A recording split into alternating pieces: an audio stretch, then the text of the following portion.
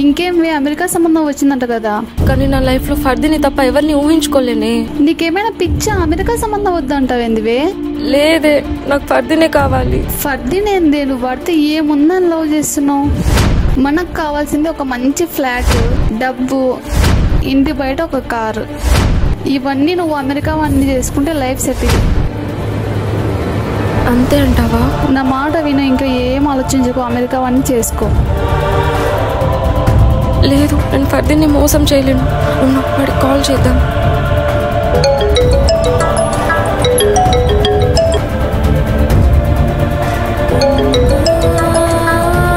ఎన్నిసార్లు కాల్ చేసినా అసలు నా కాల్ ఎత్తాడా? అతనికి ఇష్టం లేనప్పుడు ఇక నేనేం చేయలేను.